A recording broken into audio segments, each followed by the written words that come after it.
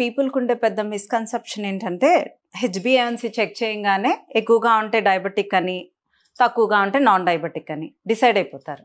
కానీ మనము మన లైఫ్ స్టైల్‌లో పొద్దున్నే లేవంగానే ఒక పెద్ద cup of coffee with loaded sugar. ఈ కాఫీ తీసుకుంటాం, పెద్ద బౌల్ ఆఫ్ బ్రేక్‌ఫాస్ట్ చేస్తాము, ఒక మంచి బ్రేక్‌ఫాస్ట్ చేస్తాము, ఒక మంచి పెద్ద బౌల్ రైస్‌తో, తక్కువ కర్రీతో మనం ఆఫ్టర్‌నూన్ మీల్ తీసుకుంటాము.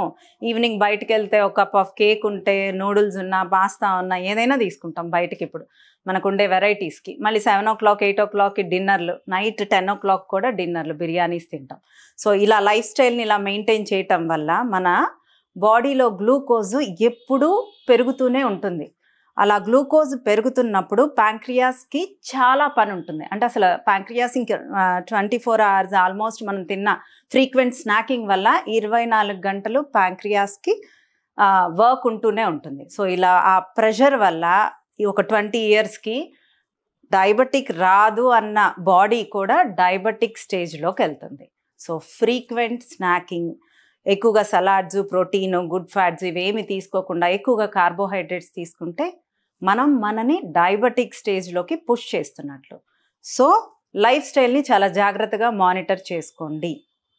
Point to be noted.